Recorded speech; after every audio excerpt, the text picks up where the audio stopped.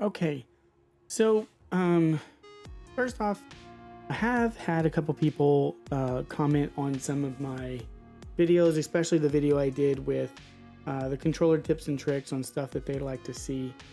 Some of them I feel are kind of self-explanatory, but since there was a question, I might as well go ahead and address it, and maybe it'll help somebody else down the line, right? So first off, if you're liking the content, please like, subscribe, and hit that sub notification bell. That'd be very appreciated. Thank you so much. Also, you can follow me on Twitch, TinyTemper13. I stream Monday, Wednesdays, Fridays, Saturdays. So come by and hang out. So there was a question of how do you switch loadouts? Now, there is a toggle button, which whenever you are in your wrong one. When you're in your skills or bind screen, this is toggle weapon set. So you can actually toggle your weapon set that way. So if you are on a weapon that you don't need, you can manually do it that way. However, that is not the best way to do it. If you look up here, you've got some skills that you can utilize for your different weapon sets. You can have them weapon set 1, like my cast on shock and my archmage, or you can have them weapon set 2, which is blink. Now what that corresponds to is actually your passive tree. If you notice here, this is kind of red, and then this here is very, very much green, right?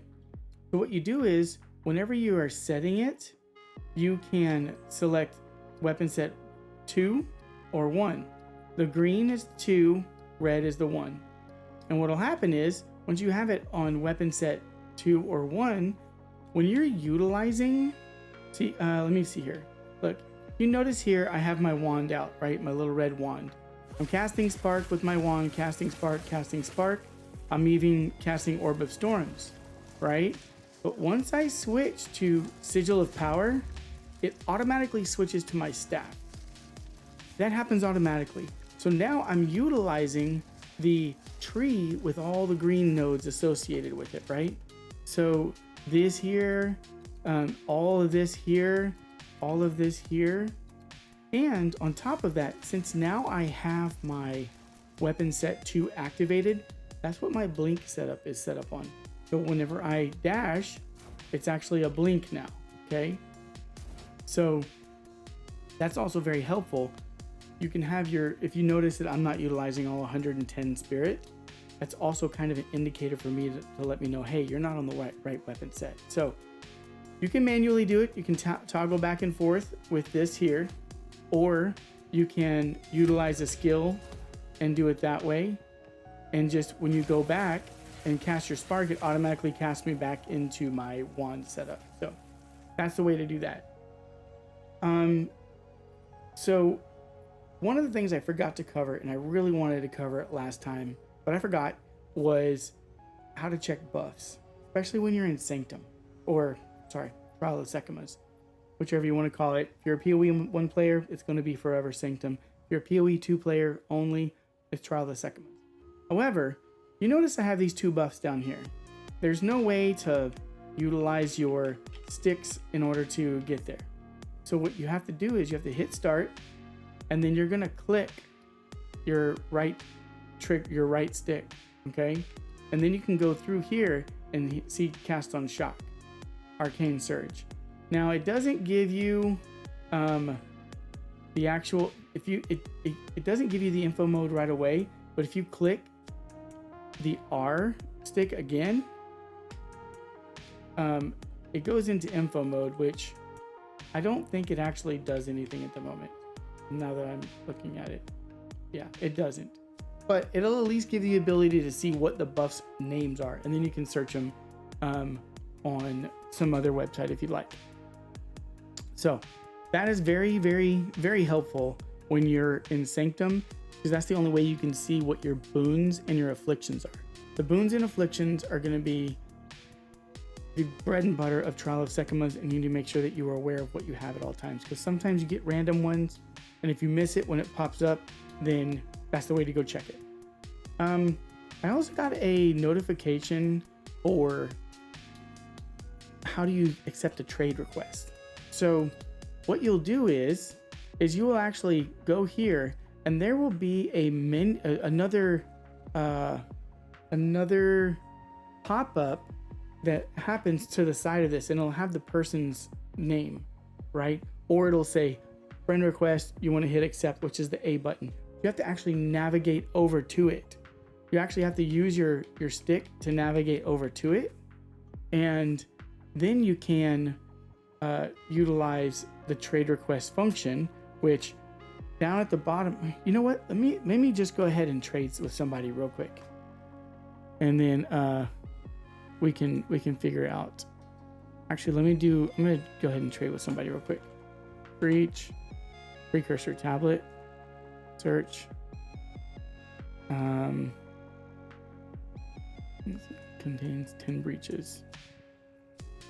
I'm just gonna find somebody to trade with. Another thing you absolutely should be doing is utilizing a trade website such as PoE Overlay 2, or I know that Awakened PoE Trade has their second one, and I think it's I can't even remember what it's called, but there is another one too that's very popular. I believe it's open source or something like that, so you can utilize that as well.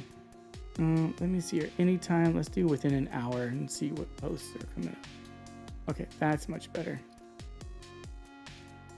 Now, when you're in this PoE overlay, you want to make sure that this is minimized whenever you're doing this, because your trade will generally pop up here. Or at least that is how it is in PoE 1. I'm just going to find something to get. I don't even care what it is. So these people are definitely trying to... Oh, there we go. Okay, cool. So now you're going to hit your select button or start button, I mean, and see how it pops up over here? You can just go ahead and hit accept. And then, let me get some... then you're going to go over here and you can just hit... Oh, you can hit warp to player or visit hideout, whichever you prefer. And wait for the trade request down in the bottom.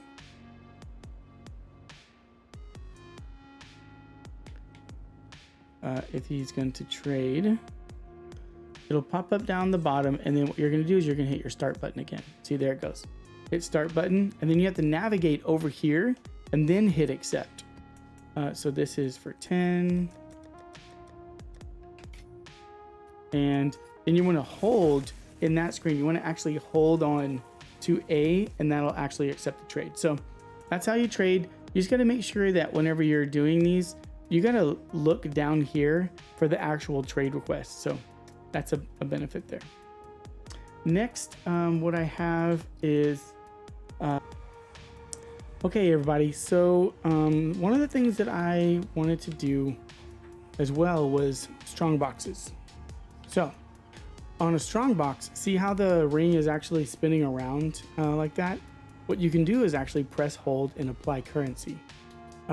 So what you can do, oh, you know what? I need to unidentify it first.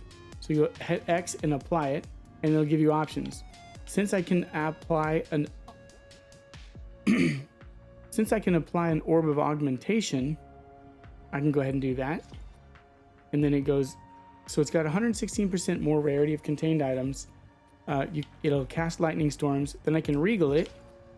And then that added contains identified items. I could slam it if I wanted to, which I think I might just go ahead.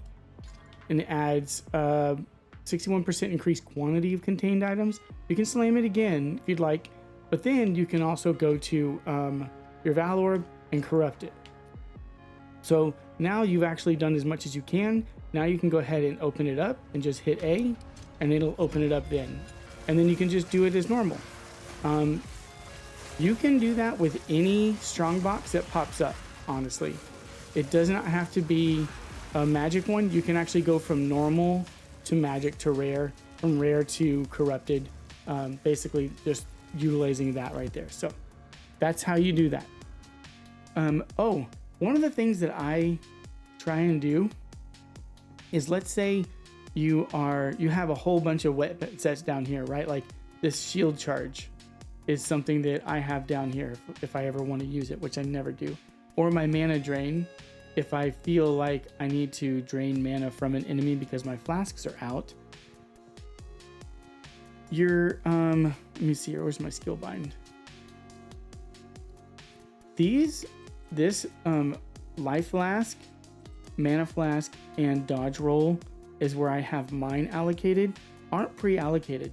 So normally whenever you're switching, they don't show up down here. And a lot of times you'll get caught where you need to use a mana flask and you're on your alternate bar or your dodge roll and you just can't do it. So when you're setting up your skills, that's one of the first things I do. I set up my life flask, my mana flask, and then my dodge roll. So whenever I need to utilize the second bar allocation, I already have it on there and I don't have to worry about dying. Especially prevalent if you are in hardcore, because you need to make sure your flasks and your dodge roll are accessible. So, but yeah, that's pretty much all I have for today. I wanted to just make sure you like and subscribe if you like the content. If you don't, leave me a comment below on what I did wrong, or if there are any other suggestions or any other questions you have, I can do another video. I really do appreciate everybody's support, and stay safe, Exiles.